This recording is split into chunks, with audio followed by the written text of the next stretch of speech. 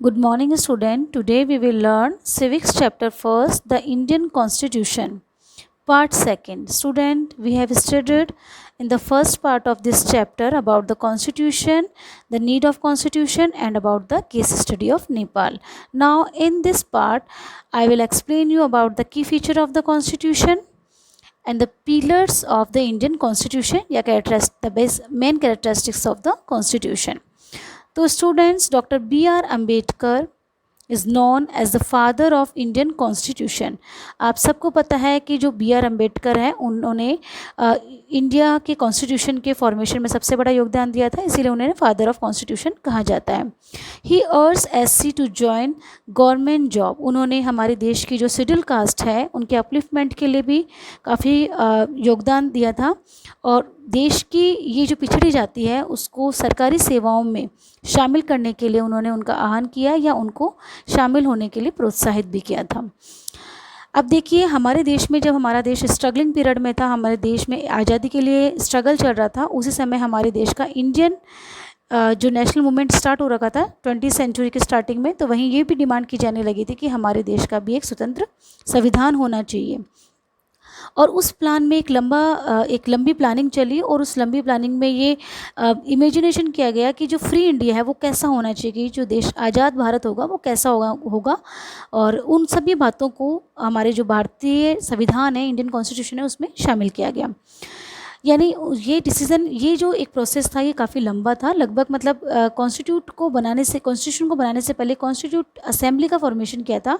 इसमें लगभग जो 300 पीपल्स हैं उनको शामिल किया गया था और इन लोगों को पूरे देश का संविधान बनाने के लिए हमारे देश का जो कॉन्स्टिट्यूशन बना उसमें बहुत से जो दूसरे देश हैं या दूसरे जो कंट्रीज़ हैं उनके कॉन्स्टिट्यूशन की भी कुछ बातों को शामिल किया गया, जैसे राइट्स किसी दूसरे कंट्री से लिए गए, अडॉप्ट किए गए। इसके अलावा जो जो नीति निर्देशक तत्व हैं उन्हें कोई दूसरे कंट्रीज से लिया गया। यानी हमारे देश में जो भी कॉन्स्टिट्यूशन में कई जो मेन फीचर्स हैं वो कई दूसरे देशों से अडॉप्ट करके भी शामिल किए गए हैं। इसके अलावा तो ये जो काफ़ी लंबा एक लॉन्ग प्लानिंग थी, इसमें लगभग राउंड फिगर की बात करें तो लगभग 3 इयर्स लगे और एग्जैक्ट जो टाइम था वो था 2 इयर्स 11 मंथ और 18 डेज़ का टाइम लगा था हमारे इंडियन कॉन्स्टिट्यूशन के फॉर्मेशन में। और इंडियन कॉन्स्टिट्यूशन के फॉर्मेशन में बनाने से के समय इस बात का भी ध्यान रखा गया था कि हमारे इंडिया में जो जितने भी जो नागरिक हैं उनको समान समझा जाएगा, सबको इक्वली ट्रीट किया जाएगा and allow to participate in governance. यानी देश के शासन में जो गवर्नेंस सिस्टम यानी देश को चलाने में हर व्यक्ति चाहे वो किसी भी जाति का हो उसको पार्टिसिपेट करने का अलाउ होगा या परमिशन होगी। इसके साथ साथ ही हमारा जो इंडिया वो हमेशा डाइवर्सिटी से रहा है, यानी यहाँ पर डिफरेंट जो कम्युनिटीज़, कल्चर, रिलीजन और लैंग्वेज को फॉलो करने वाले लोग रहे हैं। तो हमारे संविधान के सामने के निर्माण के समय में या संविधान का जो फॉर्मेशन हो रहा था उस समय बहुत सारी चैलेंजेस भी थे सामने कि इतना बड़ा कंट्री जिसमें डिफरेंट कम्युनिटीज़, लैंग्वेज और डिफरेंट रिलीजन को फॉलो करने वाले लोग हैं, तो ऐसा क्या मतलब प्लानिंग की जाए कि ये सब लोग एक साथ मिल के रह सके या उनको साथ जोड़ा जा सके। इन सब बातों का ध्यान रखा गया।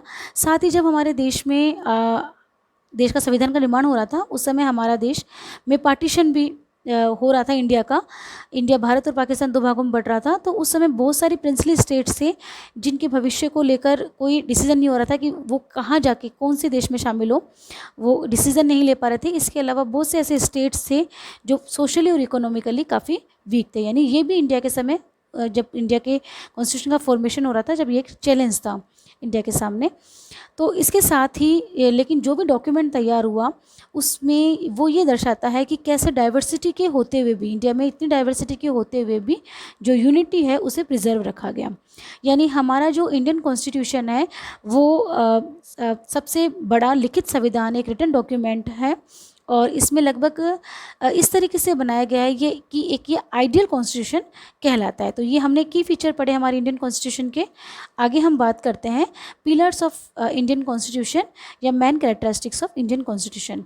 सबसे पहले बात करते हैं हम फेडरलिज्म की। फेडरलिज्म मतलब संघवाद, यानी हमारी जो गवर्नमेंट है, हमारे जो कॉन्स्टिट्यूशन में जो गवर्नमेंट है उसको 3 लेवल्स में डिवाइड किया गया है।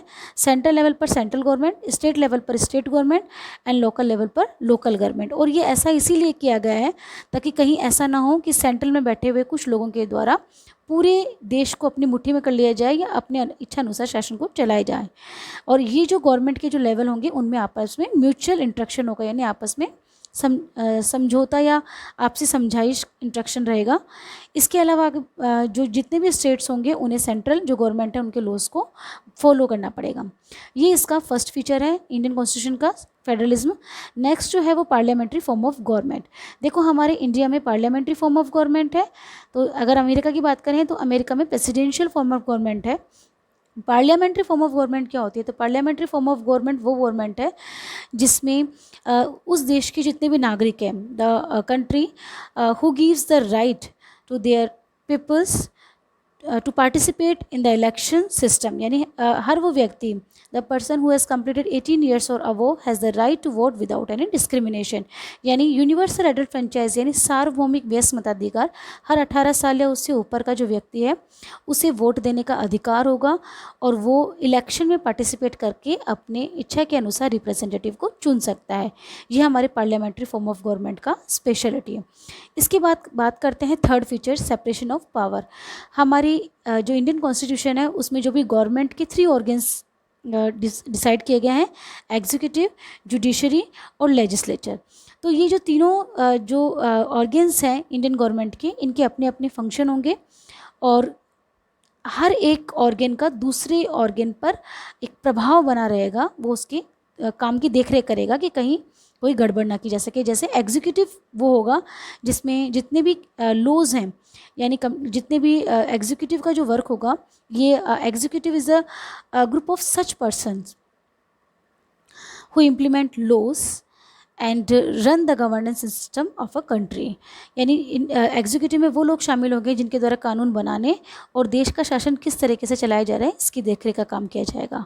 इसके बाद आता है जुडिशरी सिस्टम। तो जुडिशरी जो है वो सिस्टम ऑफ कोर्ट है और इसके भी 3 लेवल हैं, जैसे डिस्ट्रिक्ट लेवल पर डिस्ट्रिक्ट कोर्ट, स्टेट लेवल पर हाई कोर्ट और सेंट्रल लेवल पर सुप्रीम कोर्ट होगी। यानी इसके द्वारा जो न्याय व्यवस्था है देश की वो काम संभाला जाएगा जुडिशरी के द्वारा। इसके बाद बात करते हैं हम लेजिस्लेटिव की। तो लेजिस्लेटिव में वो लोग शामिल होंगे जिन्हें जनता के द्वारा चुना गया, यानी जो इलेक्टेड मेंबर्स हैं वो लेजिस्लेटिव में शामिल होंगे। आगे बात करते हैं हम फंडामेंटल राइट्स की। तो स्टूडेंट्स, जो हमारे इंडियन कॉन्स्टिट्यूशन है उसके पार्ट 3 में फंडामेंटल राइट्स का एक्सप्लेनेशन दिया गया है और फंडामेंटल राइट्स को हमारे इंडियन कॉन्स्टिट्यूशन की अंतरात्मा कहा जाता है, क्योंकि जो फंडामेंटल राइट्स हैं वो हमारे देश के नागरिकों की सुरक्षा के लिए प्रोवाइड करा हुआ एक प्रोविज़न है, जो देश के नागरिकों की रक्षा के लिए संविधान में जिनका एक्सप्लेनेशन दिया गया है। साथ ही जो स्टेट पावर्स है उसका मिसयूज़ ना हो सके इसके लिए ये गार्ड का काम करते हैं। आगे जो हमारे इंडियन कॉन्स्टिट्यूशन है उसके 4th जो पार्ट है उसमें directive principles of state policy का वर्णन किया गया है। इसके अनुसार ये जो सेक्शन है डायरेक्टिव प्रिंसिपल्स, ये जो सेक्शन है ये इस तरीके से डिज़ाइन किया गया है जिससे हमारे देश की सोशल और जो इकोनॉमिक रिफॉर्म है, यानी हमारे देश में सोशली और इकोनॉमिकली रिफॉर्म या सुधार लाए जा सके। ये हमारे डायरेक्टिव जो प्रिंसिपल्स हैं उसमें जो पॉलिसी ऐसी पॉलिसीज़ हैं जो सोशल और इकोनॉमिकली हमारे देश के डेवलपमेंट के लिए काम करती हैं। आगे जो 5th इसका जो पॉइंट है वो है सेकुलरिज्म। सेकुलरिज्म से मतलब ये है कि ऑफिशियली हमारी जो कंट्री है उसका कोई भी रिलीजन नहीं होगा, यानी सोशलिज्म का सेकुलरिज्म से मतलब यहाँ पर यह है धर्मनिरपेक्ष, यानी देश का, हमारे देश यानी भारत का कोई भी अपना एक धर्म नहीं है। भारत के सामने, हमारे देश के सामने सभी धर्म समान है। ये जो देश है वो किसी एक पर्टिकुलर रिलीजन के प्रमोशन का प्रमोशन नहीं करेगा, यानी देश के सामने देश का अपना कोई धर्म नहीं है। तो इस तरीके से स्टूडेंट्स हमने इस जो पार्ट है उसमें हमारे इंडियन कॉन्स्टिट्यूशन के जो बेसिक जो मेन जो कैरेक्टरिस्टिक्स हैं इनके बारे में समझा और जो की फीचर है इंडियन कॉन्स्टिट्यूशन के इसके बारे में समझा। I hope you understand this part. आगे का जो पार्ट है, आगे का जो नेक्स्ट पार्ट है उसमें हम डिटेल में जो फंडामेंटल राइट्स हैं इनके बारे में समझेंगे। Okay, thank you students. Dear student, today we will learn Civics chapter 1, the Indian Constitution. In this part, we will learn about the fundamental rights. According to our Constitution, Part 3rd, there are 6 fundamental rights: right to equality, right to freedom, right against exploitation, right to freedom of religion, right to cultural and educational right, and right to constitutional remedies. First of all, I explain you first right to equality. तो students, right to equality जो right है, ये article 14 से 18 तक है। अब देखिए, according to article 14, equality before law यानी राइट टू इक्वलिटी यानी समानता का अधिकार, इसके आर्टिकल 14 में ये कहा गया है कि कानून के सामने सभी लोग समान होंगे। अब आर्टिकल 15 में ये कहा गया है prohibition of discrimination of religion, सेज, रेस, कास्ट, सेक्स और बर्थ प्लेस, यानी जाति, धर्म, लिंग और बर्थ प्लेस के आधार पर किसी भी व्यक्ति के साथ किसी प्रकार का डिस्क्रिमिनेशन यानी भेदभाव नहीं किया जाएगा।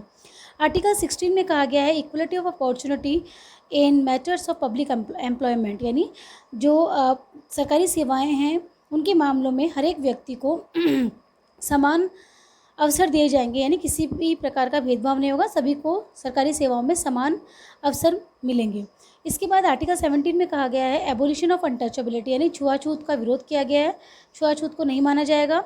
और आर्टिकल 18 में एबोलिशन ऑफ टाइटल्स, यानी किसी भी प्रकार के शिक्षा के क्षेत्र को छोड़कर किसी भी प्रकार के फील्ड में या क्षेत्र में किसी प्रकार की उपाधि नहीं दी जाएगी, और सेना के क्षेत्र में या फोर्सेस के क्षेत्र में मेरिट के आधार पर उपाधियाँ दी जाएंगी। तो ये हमारा राइट टू इक्वलिटी है। आगे बात करते हैं हम राइट टू फ्रीडम, जो आर्टिकल 19 से 22 के बीच में आता है। आर्टिकल 19 में कहा गया है फ्रीडम ऑफ स्पीच, यानी हर एक व्यक्ति को बोलने की स्वतंत्रता या स्पीच की स्वतंत्रता होगी। आर्टिकल 20 में protection in respect of convenience for offence, यानी किसी प्रकार का अपराध होने पर उसके संबंध में संरक्षण प्राप्त होगा हर व्यक्ति को, यानी कोई भी व्यक्ति अपने अपराध के लिए रक्षा प्राप्त कर सकता है, अपने अपराध सिद्ध होने पर किसी प्रकार से अपना पक्ष रख सकता है, अपनी रक्षा कर सकता है। आर्टिकल 21 में protection of life and personal liberty, जो राइट टू प्राइवेसी है, राइट टू प्राइवेसी भी राइट टू फ्रीडम के आर्टिकल 21 में आता है। इसके अनुसार हर एक व्यक्ति को अपनी लाइफ और अपनी पर्सनल लिबर्टी का प्रोटेक्शन दिया गया। आर्टिकल 21A जो है वो राइट टू एजुकेशन से रिलेटेड है। जो राइट टू एजुकेशन एक्ट है वो हमारे राइट टू फ्रीडम के अनुसार ही आता है 21 आर्टिकल में। इसके बाद आता है आर्टिकल 22, तो प्रोटेक्शन अगेंस्ट अरेस्ट, यानी किसी प्रकार की गिरफ्तारी से लेकर जो प्रोटेक्शन है वो आर्टिकल 22 में आता है। इसके बाद बात करते हैं राइट अगेंस्ट एक्सप्लॉयटेशन, शोषण के विरुद्ध अधिकार। तो राइट अगेंस्ट एक्सप्लॉयटेशन में आर्टिकल 23 में ये कहा गया है कि prohibition of traffic in human beings and force labour, यानी इस आर्टिकल के अकॉर्डिंग किसी भी प्रकार के मानव व्यापार या मानव तस्करी कह सकते हैं, या फोर्स लेबर यानी ज़बरदस्ती किसी प्रकार का काम में लिया जाना, ये जो है इसको प्रोहिबिशन, इसका निषेध किया गया है, यानी इस पर रोक लगाई गई है या इसे गैर कानूनी बताया गया। आर्टिकल 24 में कहा गया है कि prohibition of employment of children in factories, यानी किसी भी 14 साल से कम उम्र के बच्चे को किसी प्रकार की जो सेवाएं या कारखाने या फैक्ट्रीज़ या कंपनीज़ हैं उसमें काम पे नहीं लगाया जा सकता, ये गैर कानूनी माना जाएगा। ये राइट अगेंस्ट एक्सप्लॉयटेशन यानी शोषण के विरुद्ध अधिकार है। आगे बात करते हैं हम right to freedom of religion. ये आर्टिकल 25 से 28 के बीच आता है। इसमें यह कहा गया है कि किसी भी व्यक्ति को अपनी इच्छा के अनुसार किसी भी धर्म को अपनाने और उसका प्रचार प्रसार करने की स्वतंत्रता है, यानी freedom of conscience and free profession practice and propagation of religion, यानी किसी भी धर्म को अपनाने और उसका प्रचार प्रसार करने की स्वतंत्रता है। आर्टिकल 26 में कहा गया है freedom to manage religious affairs, यानी किसी भी प्रकार के जो धार्मिक मामले हैं उनको अपनाने का, उनको मैनेज करने का, उनका प्रबंध करने की स्वतंत्रता होगी।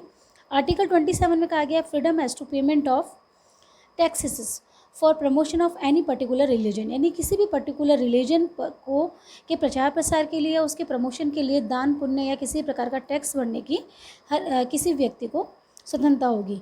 आर्टिकल 28 में कहा गया freedom to attend religious worship in certain educational institution, यानी किसी भी कोई भी सर्टेन एजुकेशनल इंस्टीट्यूशन है वहाँ पर रिलीजियस जो वर्शिप है उनको अटेंड करने की स्वतंत्रता होगी। ये हमारे right to freedom of religion में कहा गया। इसके बाद बात करते हैं कल्चरल एंड एजुकेशनल राइट। ये आर्टिकल 29 और 30 इसके अंतर्गत आता है। आर्टिकल 29 में कहा गया है protection of interest of minorities, यानी देश में जो भी माइनॉरिटीज़ हैं उन्हें अपने इंटरेस्ट के मामलों में प्रोटेक्शन दिया गया, यानी जो माइनॉरिटीज़ हैं उनके सुरक्षा से संबंधित जो मामले हैं वो आर्टिकल 29 में आते हैं। और आर्टिकल 30 में right of minorities to establish educational institution, यानी जो संख्या में माइनॉरिटीज़ हैं उनको अपने एजुकेशनल इंस्टीट्यूशन एस्टेब्लिश करने की स्वतंत्रता दी जाती है, या इस अधिकार के अनुसार वो अपने एजुकेशनल इंस्टीट्यूशन स्थापित कर सकते हैं। आगे बात करते हैं राइट टू कॉन्स्टिट्यूशनल रेमेडीज़ की। तो स्टूडेंट, जो राइट टू कॉन्स्टिट्यूशनल रेमेडीज़ हैं इसे डॉक्टर BR अम्बेडकर ने जो फंडामेंटल राइट्स हैं उनकी हार्ट एंड सॉइल कहा गया है, क्योंकि ये वो राइट है, इसके बिना बाकी सब जो राइट है वो अमान्य है। अब देखिए इसमें क्या कहा गया है, this allows citizen to move the court if they believe that any of their fundamental right have been violated by state. अगर किसी भी व्यक्ति के को ये लगे कि उसे उसके अधिकार नहीं मिल पा रहे हैं या उसके अधिकारों का हनन हो रहा है, तो ऐसी स्थिति में वो व्यक्ति इस अधिकार के द्वारा कोर्ट में जाकर अपने अधिकारों की मांग कर सकता है। तो ये वो अधिकार है, ये वो राइट है जो बाकी सभी राइट्स को सुरक्षा प्रदान करता है। तो इस तरह से ये हार्ट एंड सॉइल कहा जाता है। इसके बाद बात करते हैं हम स्टेट वर्सेस गवर्नमेंट। तो देखिए स्टूडेंट, गवर्नमेंट कई बार जो स्टेट्स है और या गवर्नमेंट है उसको स्टेट का ही रूप दे दिया जाता है, लेकिन इनमें कई डिफरेंस है, इन्हें समझाते हैं हम। गवर्नमेंट क्या है, देखो, administer and enforce laws and can change with election, it is one part of the state. देखिए जो गवर्नमेंट है वो उसके पास में एडमिनिस्ट्रेशन है, देश का प्रशासन चलाने और कानून लागू करने की पावर होती है, लेकिन ये इलेक्शन के साथ ही बदल जाती है। यानी एक इलेक्शन से दूसरे इलेक्शन में अगर दूसरी पार्टी जीतती है तो सरकार वो पार्टी बनाती है, यानी हर इलेक्शन के बाद में जो सरकार है वो चेंज हो जाती है और जो जीतती है उसके पास में उस देश का प्रशासन चलाने और उससे पर कानून लागू करने की पावर आ जाती है। इस तरीके से जो गवर्नमेंट है वो स्टेट का एक पार्ट होती है। आगे बात करते हैं स्टेट की। तो स्टेट जो है वो एक पॉलिटिकल इंस्टीट्यूशन है that represents sovereign people who occupy a definite territory like Indian state।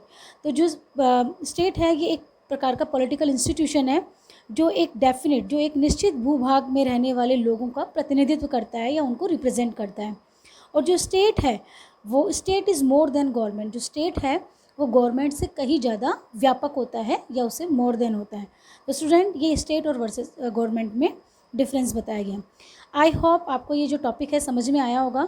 ये फंडामेंटल राइट से रिलेटेड था और ये इस चैप्टर का एक लास्ट टॉपिक था। इसके साथ ही हमारा ये चैप्टर कंप्लीट हो गया है। Okay student, thank you.